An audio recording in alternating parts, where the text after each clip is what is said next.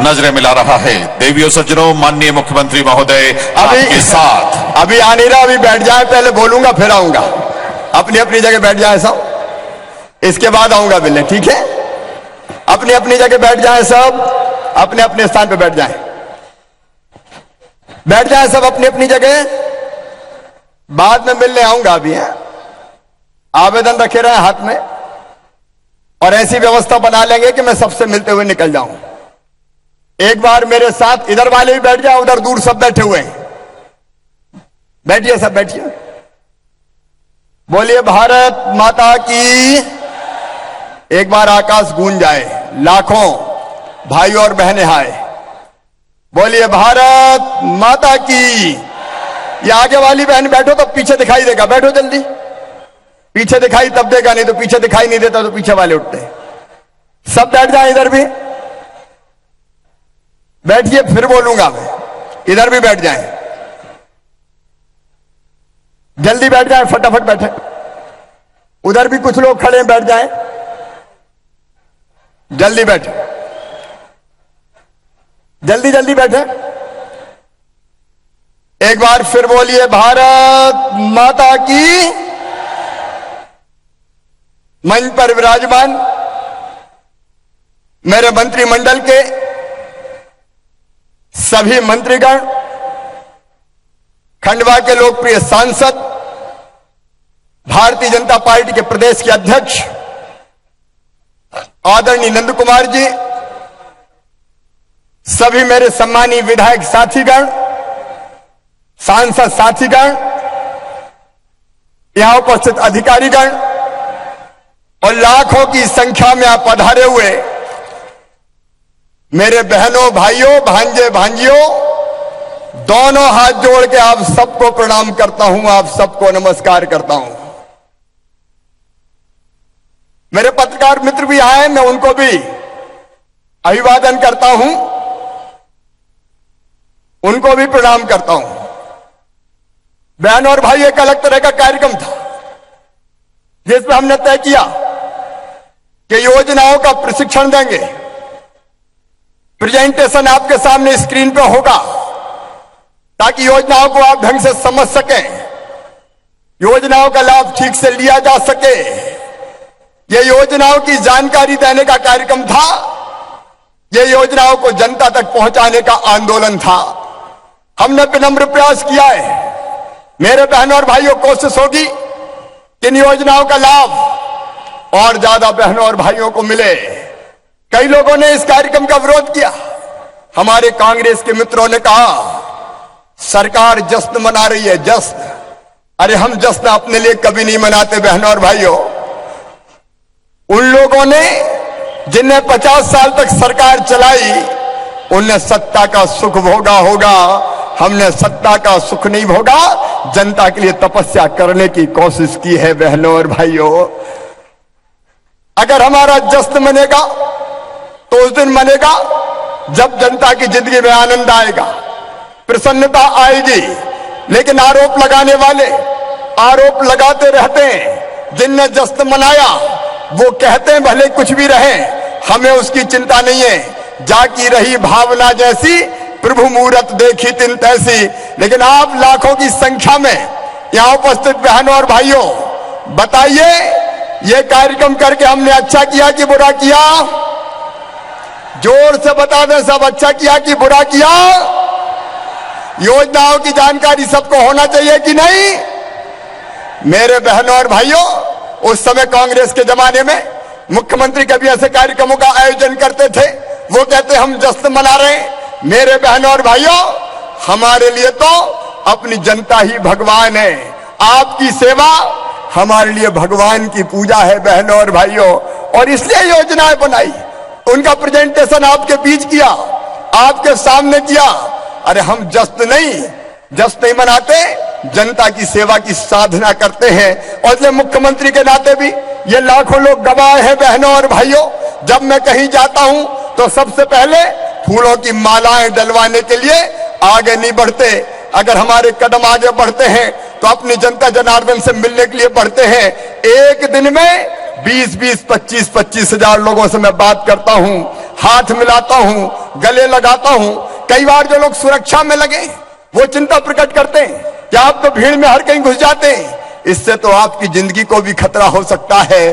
तो हम यही कहते हैं कि जनता ही तो अपनी जिंदगी है, और अपनी जिंदगी से दूर रह के कोई जिंदा कैसे रह सकता है।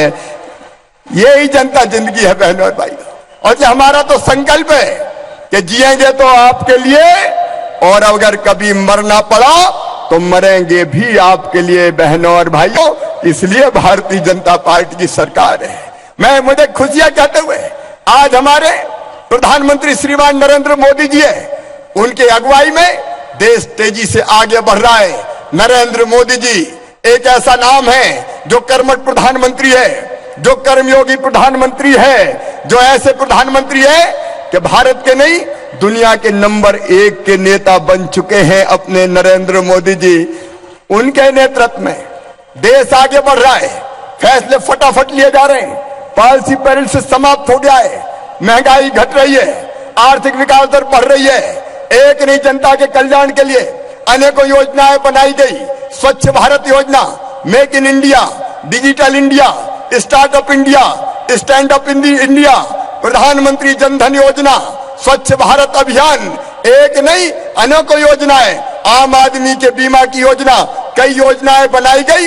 देश तेजी से आगे बढ़ रहा है। लेकिन आज मैं कहना चाहता हूं, मेरे प्रधानमंत्री भी ये कहते हैं कि वैसे तो सरकार सबकी है मेरे बहनों और भाइयों, लेकिन सबसे पहले जो सबसे पीछे है, जो सबसे नीचे है, जो सबसे गरीब है, जो सबसे दीन है, जो सबसे दुखी है, सबसे पहले ये सरकार उनकी है बहनों और भाइयों।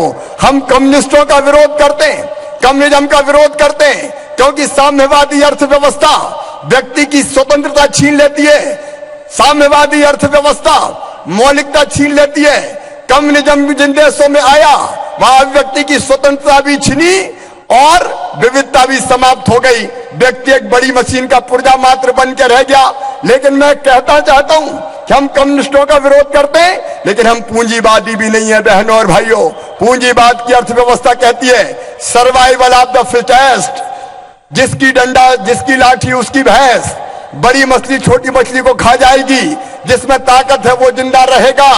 हम ना कम्युनिज्म को समर्थन करते हैं, ना पूंजीवादी व्यवस्था का समर्थन करते हैं। हम भारतीय जनता पार्टी के सरकार वाले तो बहनों और भाइयों एकात्म मानववादी व्यवस्था का समर्थन करते हैं। हम इंसान को बराबर मानते हैं, इंसान इंसान में कोई भेद नहीं मानते।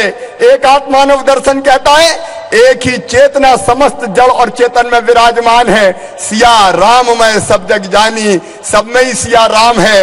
इंसानों में कैसा भेद करें, हर एक आत्मा परमात्मा का अंश है, हर एक घट में बस वही समाया हुआ है। इसलिए सबकी भलाई कैसे हो, सबका कल्याण कैसे हो। और इसलिए हमने कहा है कि पूरी दुनिया ये एक परिवार है, वसुधैव कुटुंबकम।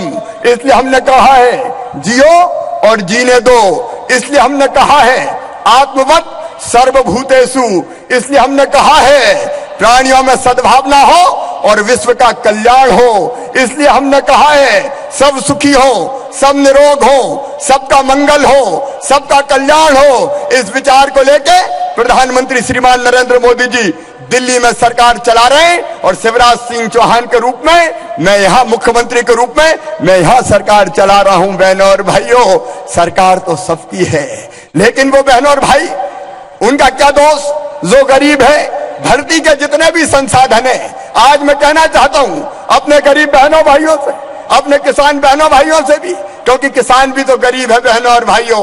मेहनत दिन और रात करते हैं, जी और जान से करते हैं, पूरा परिवार करता है, लेकिन उनको भी बड़ी कठिनाइयों का सामना करना पड़ता है। दुनिया में भगवान ने ये दुनिया बनाई तो सबके लिए बनाई, धरती बनाई तो सबके लिए बनाई। बनाई कि नहीं बनाई?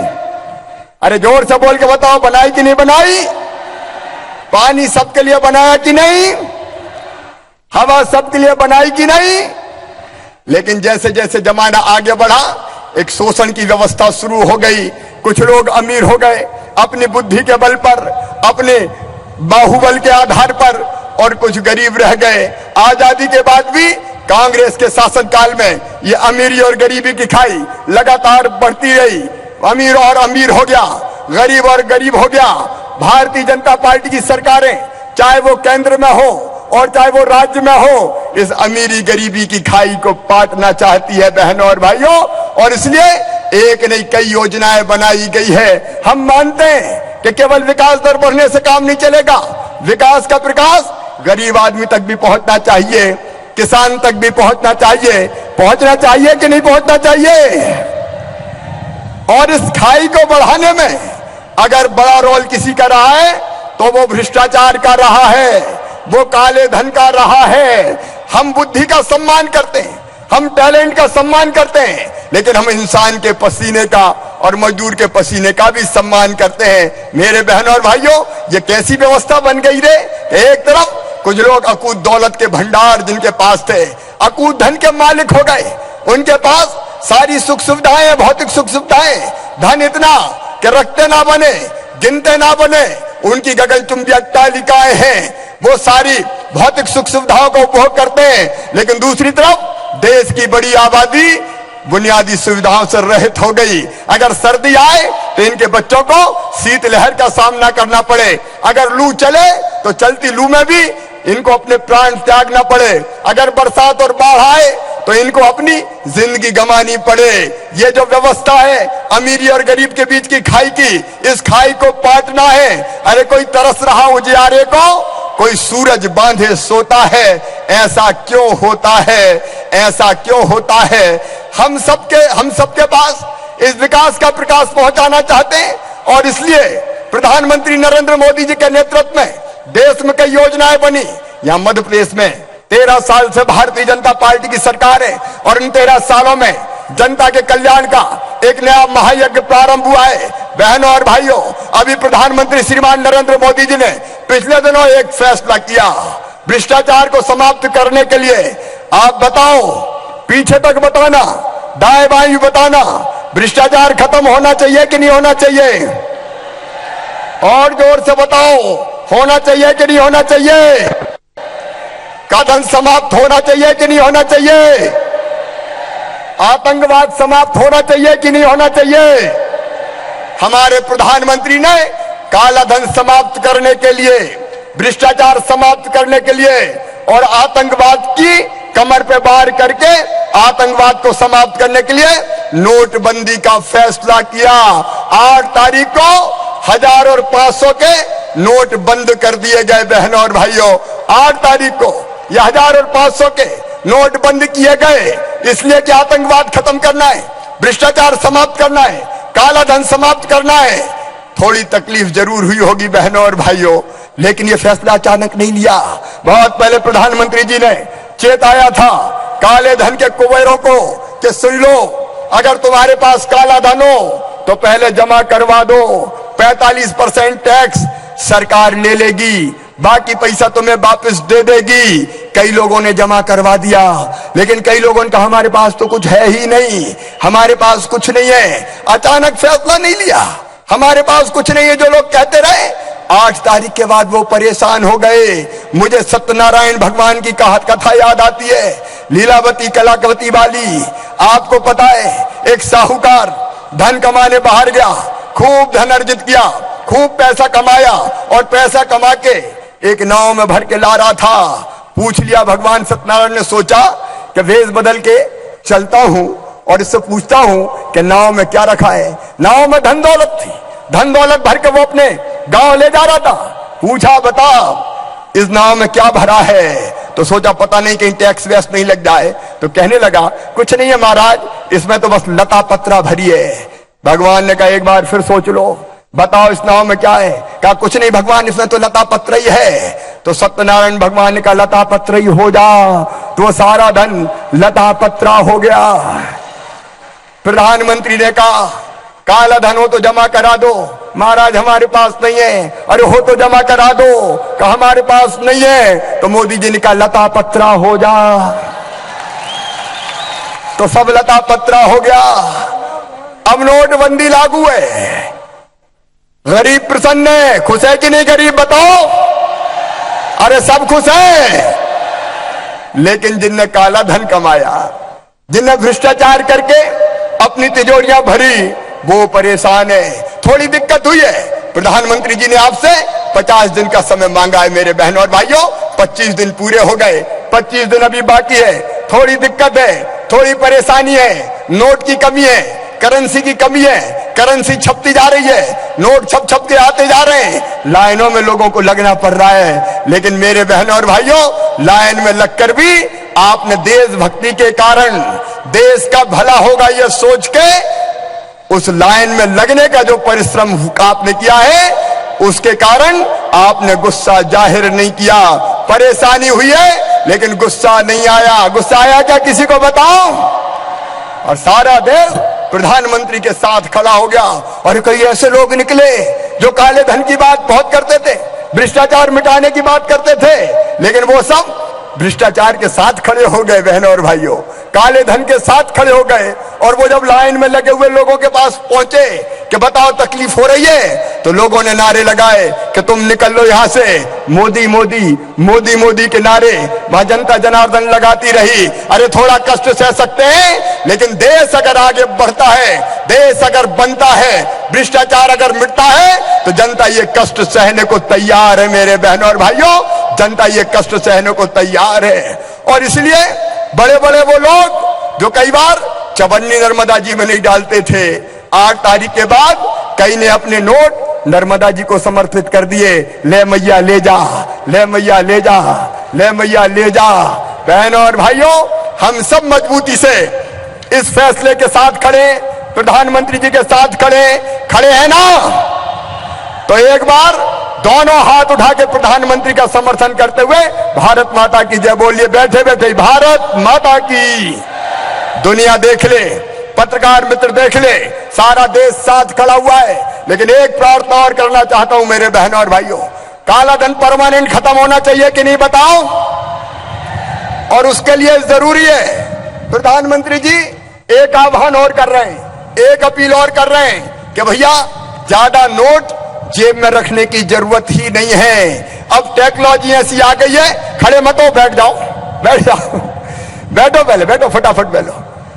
ऐसी टेक्नोलॉजी आ गई है कि आपको जेब में रुपया रखने की जरूरत नहीं है। आप अपने मोबाइल फोन के द्वारा मोबाइल फोन को ही बैंक बना सकते हैं, मोबाइल फोन को बटुआ बना सकते हैं। और थोड़ी सी ट्रेनिंग की जरूरत है, लेकिन आपका पैसा दुकानदार को मोबाइल के जरिए दे सकते हैं, क्रेडिट कार्ड के जरिए दे सकते हैं, डेबिट कार्ड के जरिए दे सकते हैं। ऐसी टेक्नोलॉजी आ गई है, हमको केवल सीखने की जरूरत है। और इसलिए अभियान चल रहा है, पूरे देश में प्रधानमंत्री जी अभियान चला रहे हैं, हम मध्य प्रदेश में अभियान चला रहे हैं कि हर व्यक्ति का, गरीब का खाता खोला जाएगा। जिनके खाते नहीं खुले हैं, जनधन में वैसे तो सबके खुल गए। और एक बात और हो गई इस नोटबंदी के कारण कि वो गरीब जिनने अपने खाते जनधन के खोल दिए थे और पैसा नहीं था, नोटबंदी के बाद उनमें भी पैसा आ गया कि नहीं आ गया? अरे अमीर खड़े हो गए लाइन लगा के गरीबों के घर के सामने कि भैया मेरा 1-2 लाख ले ले रे, मेरा 1-2 लाख जमा कर ले रे, मेरा 1-2 लाख जमा कर ले रे। पहली बार ऐसा हुआ कि अमीर आदमी ने गरीबों के घर पे लाइन लगा के दरवाजे पे दस्तक दी है। मेरे प्रधानमंत्री नरेंद्र मोदी, कैसा दिन तूने गरीबों को दिखाया है। लेकिन एक बात और मेरे बहनों और भाइयों, प्रधानमंत्री जी ने भी कह दिया है और मैं भी आपसे कह रहा हूं, चिंता मत करना। जिनके जनधन खाते में पैसा आ गया है किसी अमीर का, अब वापिस मत निकालना, अब वापिस मत करना। वापिस तो नहीं करोगे, अब तो वो अपनी हो गया है और कोई वापिस मांगने आए तो प्रधानमंत्री ने भी कह दिया है कि मुझे चिट्ठी लिख देना। अरे प्रधानमंत्री को भी लिख देना और मुख्यमंत्री को भी लिख देना, कौन है काले धन वाले पता तो चल जाएगा, नकाब तो उठ जाएगा। चिंता करने की जरूरत नहीं है, वो पैसा निकालने की भी जरूरत नहीं है। प्रधानमंत्री जी उसके बारे में भी योजनाएं बना रहे हैं। लेकिन हम सब अगर इस काले धन की अर्थव्यवस्था को परमानेंट समाप्त करना चाहते हैं तो हमको बिना रुपए के लेन देन करना सीखना पड़ेगा। उसका हम प्रशिक्षण देंगे कि कैसे हम क्रेडिट कार्ड के माध्यम से, डेबिट कार्ड के माध्यम से और कैसे मोबाइल के माध्यम से अपने खाते में जमा पैसा हम दुकानदार के खाते में भेज सकते हैं। हम दुकानदारों से भी कह रहे हैं, मध्य प्रदेश के व्यापारी भाइयों, ईमानदारी से कारोबार करने वालों, आपको घबराने की जरूरत नहीं है। ईमानदार व्यापार करने वालों के साथ देश की सरकार खड़ी है, मध्य प्रदेश की सरकार खड़ी है। हम अपने व्यापारी भाइयों से अपील करते हैं, अपनी दुकान पे पीओएस मशीन लगाएं, पॉस मशीन लगाएं, क्योंकि उस मशीन के जरिए बिना नगद लेन देन के गरीब आपके खाते में पैसा डाल सकता है। और जो व्यापारी भाई और बहन पॉइंट ऑफ सेल मशीन लगाएगा, उससे वेट टैक्स हो, एंट्री टैक्स हो, इस मशीन पे लगने वाले सारे टैक्स माफ कर दिए जाएंगे, कोई टैक्स नहीं लिया जाएगा। ज्यादा से ज्यादा पॉइंट ऑफ सेल मशीन लगे और प्रशिक्षण का एक कार्यक्रम, क्योंकि मैं जानता हूं कैशलेस लेन देन, बिना रुपया के लेन देन पहले हमको सीखना पड़ेगा। और पहले तो सबसे पहले हम कल मंत्री बैठे थे, हमने तय किया है कि सबसे पहले हम प्रशिक्षण लेंगे, सारे मंत्री प्रशिक्षण लेंगे और हम लोग तय करेंगे कि बिना रुपयों के कैसे कैशलेस ट्रांजैक्शन करें। हमारे विधायक साथी बैठे हैं, अभी विधानसभा के सत्र के दौरान विधानसभा अध्यक्ष जी से मैं प्रार्थना करूंगा कि कैशलेस लेन देन के लिए, कैशलेस ट्रांजैक्शन के लिए विधायकों का भी प्रशिक्षण कर दिया जाए। मंत्री सीखेंगे, विधायक सीखेंगे और इसके बाद व्यापारियों को सिखाएंगे, जनता को सिखाएंगे। आप सब सीखेंगे? अरे जोर से बताओ, सीखेंगे? और इसके बाद पूरा मध्य प्रदेश कैशलेस ट्रांजैक्शन की तरफ बढ़ेगा। लेस कैश तो हम कर ही देंगे ताकि काले धन को पूरी तरह से समाप्त कर दिया जाए। काला धन समाप्त होगा अगर लेन देन कैशलेस होगा। तो मेरे बहनों और भाइयों, व्यापारी को टैक्स देना पड़ेगा। अभी कई बार टैक्स की चोरी होती है और ये चोरी टैक्स की चोरी नहीं होती रे, ये गरीबों के हक की चोरी होती। मेरे बहनों और भाइयों, ये गरीबों के हक की चोरी होती है।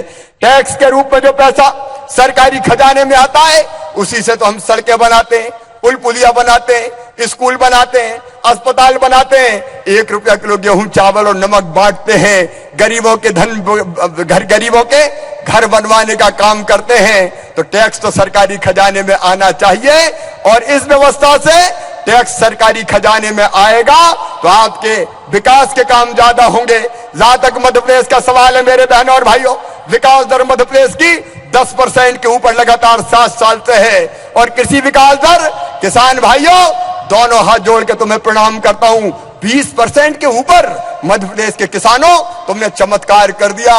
कृषि विकास के मामले में मध्य प्रदेश देश का नहीं, दुनिया के नंबर 1 का प्रदेश बन गया। दुनिया के नंबर का 1 प्रदेश अपना मध्य प्रदेश। बहनों और भाइयों, ये अपने किसानों ने किया है। सरकार ने सिंचाई का रकबा बढ़ाया है, बिजली बेहतर देने की कोशिश की है, 0% ब्याज पे कर्जा दिया है। और किसान भाइयों, अरे कहीं ऐसी सरकार सोची थी क्या जो कह दे कि खाद और बीज के लिए 1 लाख ले जाओ और साल भर बाद 90,000 वापिस दे जाओ? बताओ, सोची थी क्या ऐसी सरकार? लेकिन ये सरकार आज भारतीय जनता पार्टी की काम कर रही है। आज अपने किसान भाइयों के लिए फसल बीमा योजना, उसके पहले मध्य प्रदेश के किसान भाइयों जब सोयाबीन की फसल खराब हुई तो 4,600 करोड़ रुपए की राशि अपने किसानों को राहत की राशि के रूप में बांटी गई थी। और अब 4,400 करोड़ रुपया फसल बीमा योजना का मिलने वाला है। आपने सोचा था इतना पैसा मिलेगा? अरे जोर से बोल के बताओ, सोचा था क्या? कोई चिंता की जरूरत नहीं है। खेती को फायदे का धंधा बनाएंगे।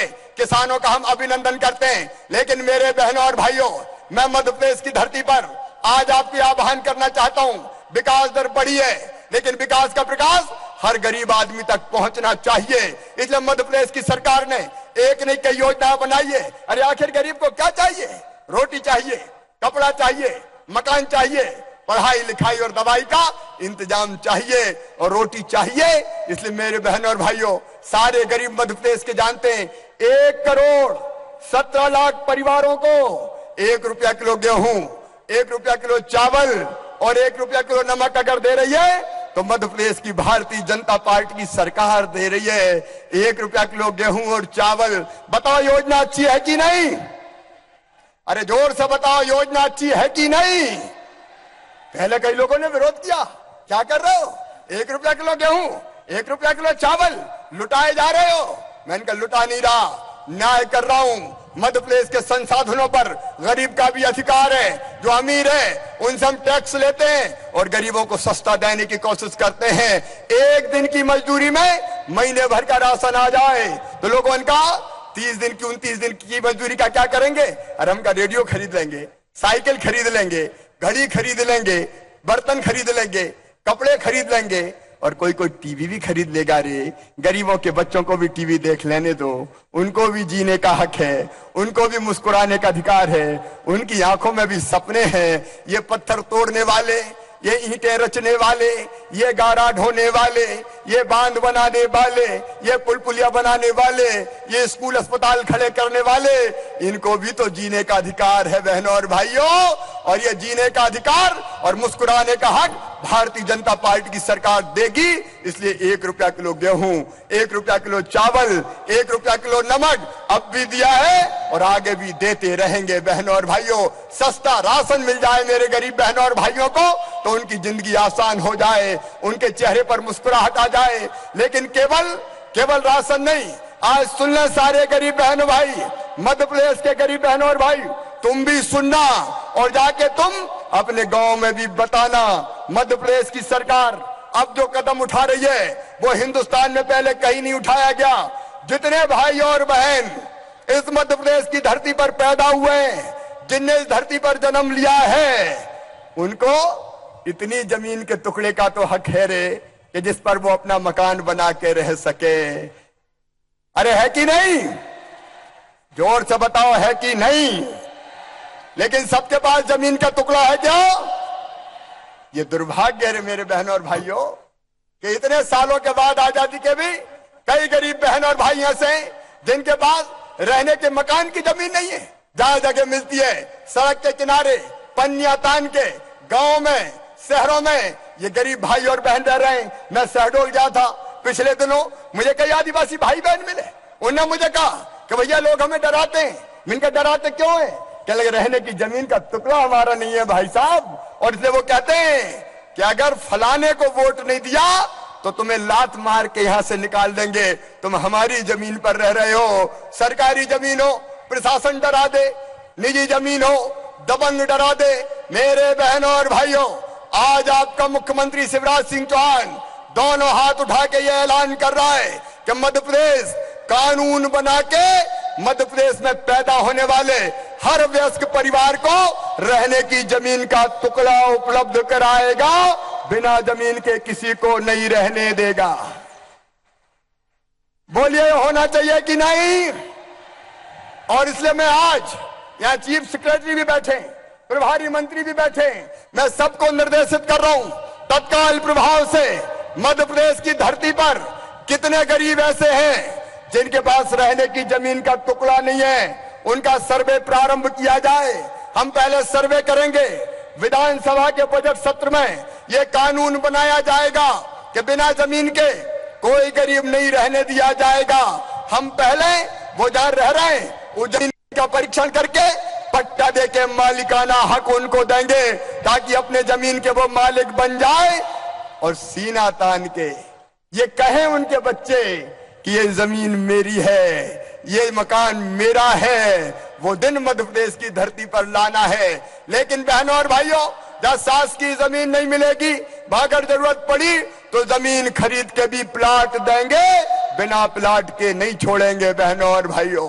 ना गांव में और ना शहरों में। और ये सर्वे होगा। हाँ, भूमाफिया अगर कोई आए इस योजना का झूठा लाभ उठाने तो उसको जेल भेज दिया जाए। यह योजना कोई माफियाओं के लिए नहीं है, ये गरीबों के लिए है। इसलिए सर्वे होगा, जहां रह रहे हैं उपयुक्त स्थान हुआ तो पट्टा देने का काम करेंगे। अगर सार्वजनिक प्रयोजन के लिए उस जमीन का उपयोग करना जरूरी हुआ तो दूसरी जगह जमीन देंगे। बड़े शहरों में अगर जमीन की कमी होगी तो मल्टी स्टोरी बना के उस गरीब को फ्लैट दे देंगे रियायती दरों पर बहनों और भाइयों, ताकि वो अपना मकान बना सके। बताओ ये होना चाहिए कि नहीं? अरे पीछे दाएं बाएं सब बताओ, होना चाहिए कि नहीं? और ये मध्य प्रदेश की धरती पर होगा। बजट सत्र में कानून बन जाएगा। लेकिन केवल जमीन का टुकड़ा नहीं रहे, जमीन के टुकड़े के साथ उसका मकान बनना चाहिए कि नहीं? अरे बातचीत हो रही, जोर से बताओ बनना चाहिए कि नहीं। और इसलिए दूसरा कदम होगा, चाहे वो शहर में रहता हो चाहे वो गांव में रहता हो, उस प्लाट पर पैसा देके मकान बनवाने की व्यवस्था। गांव में मकान बनाने के लिए 1,20,000 रुपया दिए जाएंगे। घर में शौचालय बनाने के लिए 12,000 रुपया अलग से दिए जाएंगे।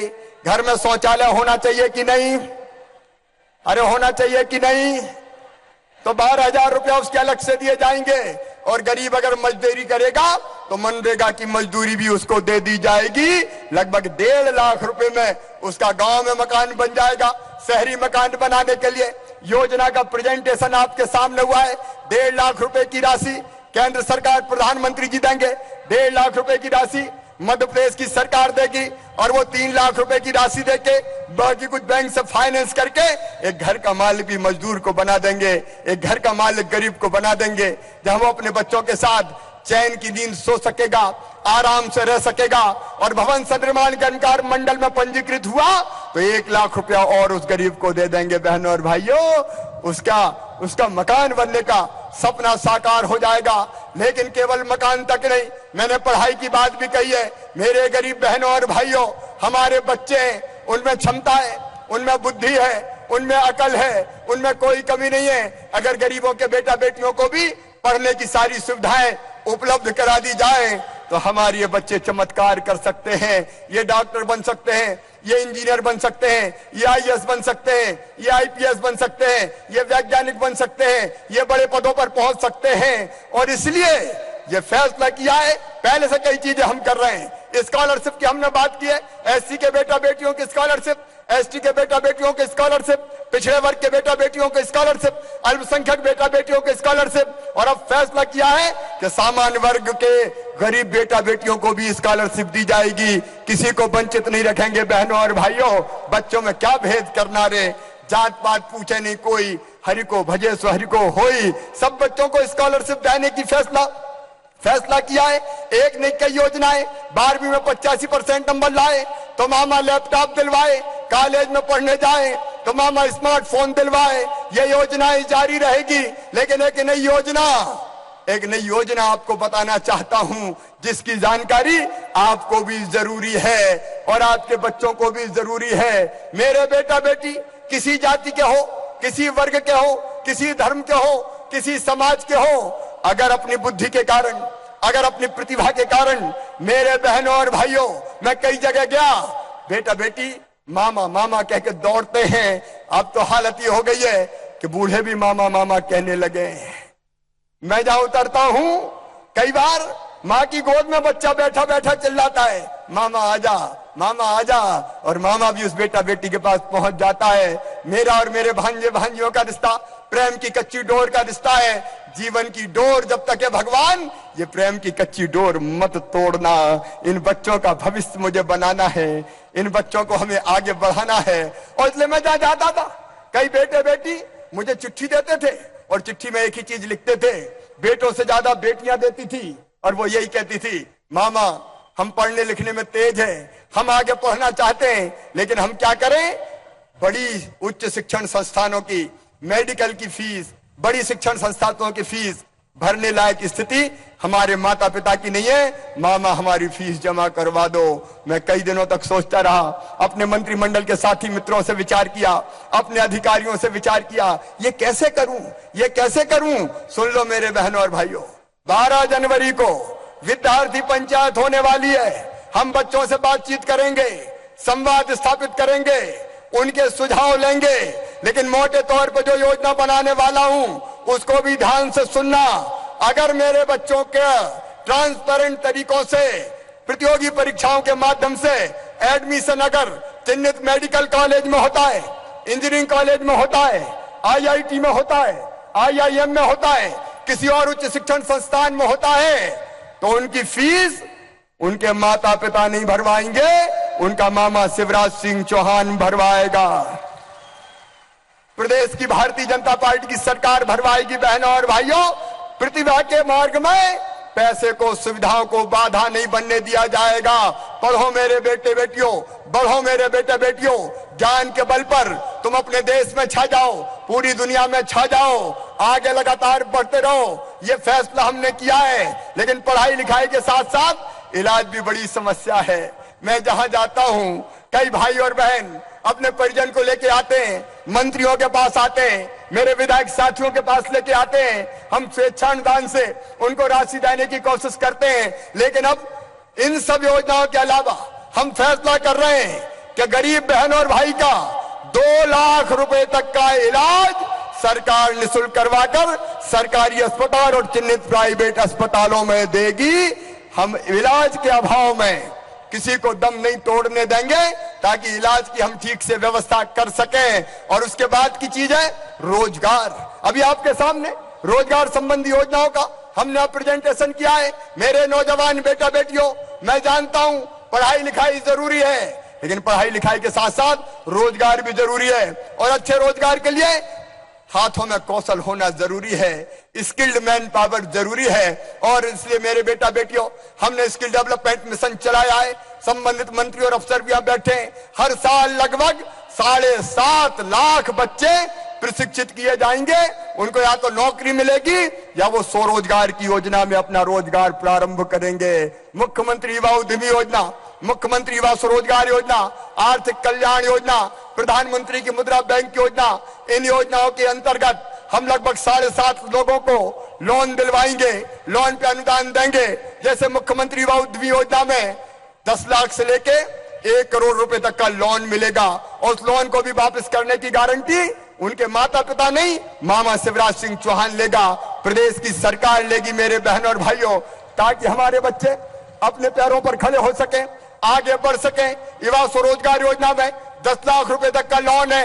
आज हम ये फैसला कर रहे हैं कि हर साल नौकरी में या स्वरोजगार में 7.5 लाख लोग बच्चे लाभान्वित किए जाएंगे, वो अपने पैरों पर खड़ा हो सके।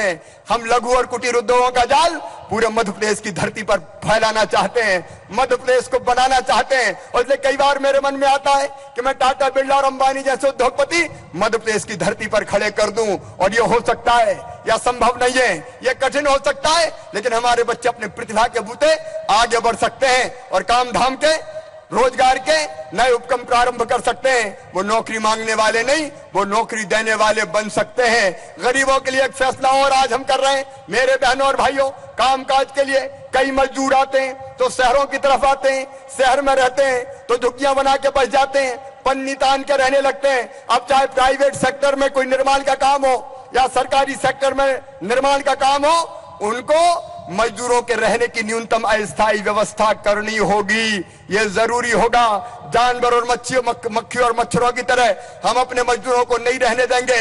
लेकिन इसके साथ एक योजना और मेरे बहनों और भाइयों, जब बाहर मजदूरी करने आते हैं तो रोटी बनाने का ठिकाना नहीं होता, कहीं होटल में जाके भोजन करना पड़ता है। वो भोजन बहुत ज्यादा महंगा पड़ता है।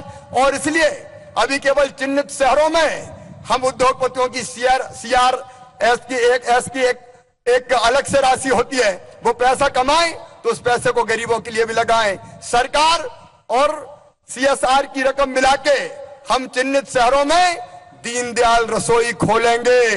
5 रुपया में सस्ता भोजन, भरपेट भोजन मजदूरों को दिया जाएगा शहरों में। ये प्रयास हम प्रारंभ करेंगे। करना चाहिए कि नहीं, बताओ, जोर से बोल के बताओ, करना चाहिए कि नहीं। और इसलिए दीनदयाल रसोई, ये जितनी मैं चीजें बता रहा हूं, अगले बजट के बाद अगले वित्तीय वर्ष में हम प्रारंभ करेंगे। ये दीनदयाल रसोई का कार्यक्रम हमारा प्रारंभ होगा। अब हम जो कन्या विवाह का कार्यक्रम करते हैं, मुख्यमंत्री कन्यादान योजना, मुख्यमंत्री निकाह योजना, बताओ योजना अच्छी है कि बुरी है? चालू रखें। अब एक चीज और उसमें जोड़ रहे हैं मेरे बहनों और भाइयों, कि अभी तक हम जो चीज देते थे उसमें एक चीज और जोड़ रहे हैं। बेटी और दामाद की शादी में हम स्मार्टफोन भी देंगे। अरे ठीक है ना, स्मार्टफोन इसलिए कि बात तो कर सके, हेलो हाय तो हो सके रिश्तेदारों से, लेकिन वो अगर पैसा भी जमा करना चाहे तो स्मार्टफोन के माध्यम से बिना रुपयों के खरीदी कर सके। इसलिए बेटियों को अब स्मार्टफोन भी दिए जाएंगे। तीर्थ दर्शन योजना, इसका काफी लोगों ने तीर्थ दर्शन योजना की काफी प्रशंसा की है। अच्छी योजना है ना, सब बताओ, ऐसे नहीं मानूंगा।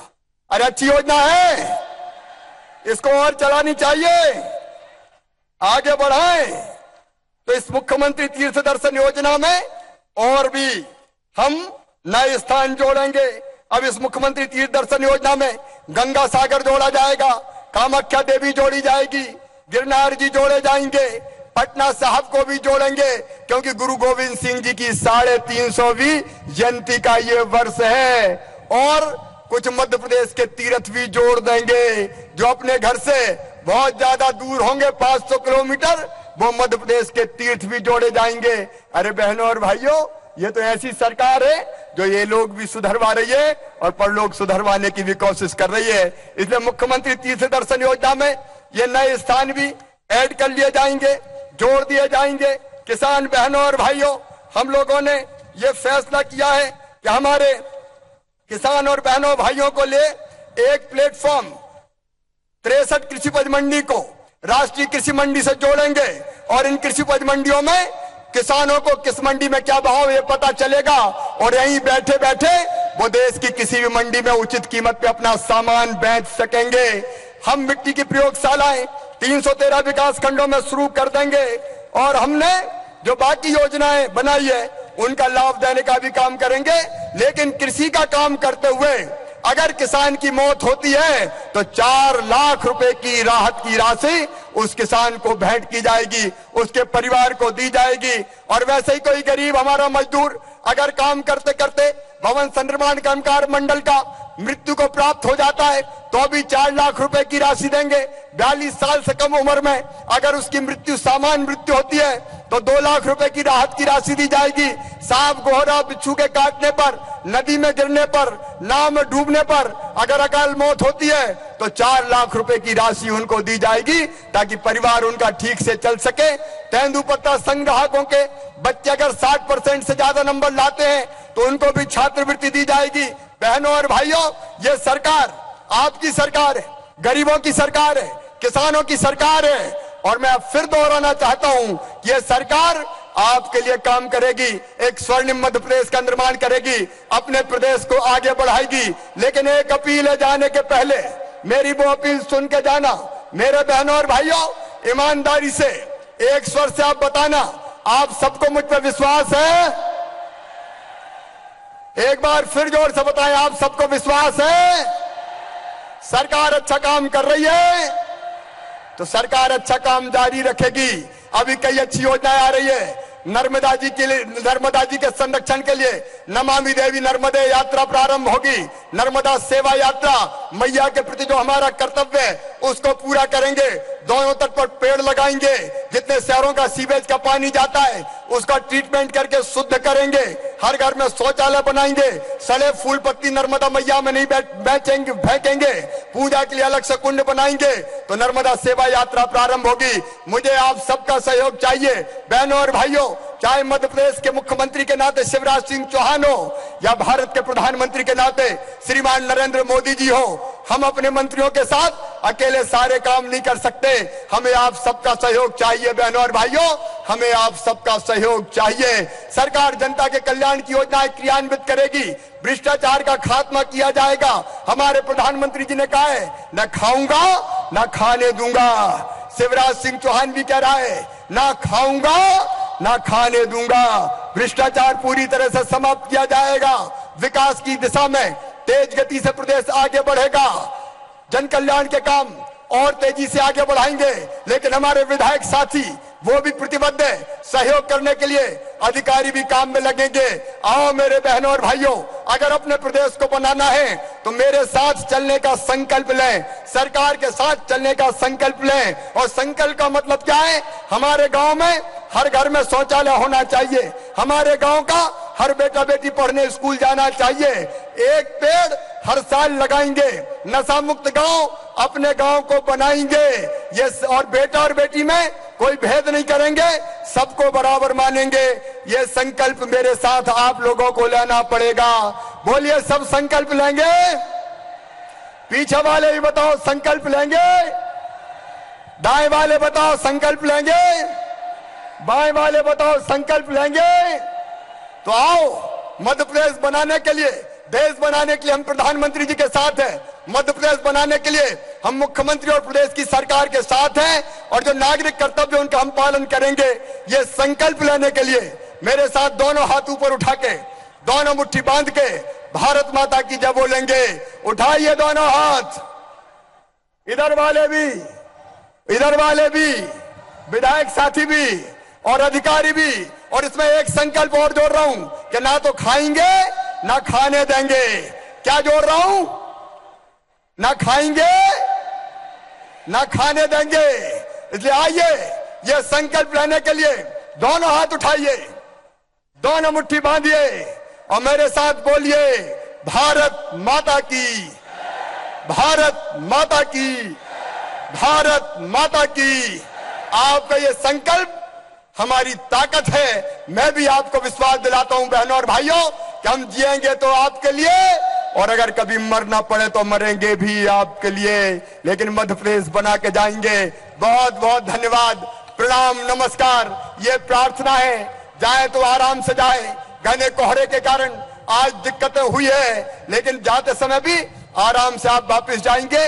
जिन बहनों और भाइयों के पास आवेदन है, मैं यथासंभव ये प्रयास करूंगा कि मैं खुद आवेदन लूं, लेकिन इतनी भारी भीड़ में अगर मैं सफल नहीं हो पाया तो आप संबंधित अधिकारी को देंगे, तो वो आवेदन भी मेरे पास आ जाएंगे। मैं आपके पास जरूर आऊंगा।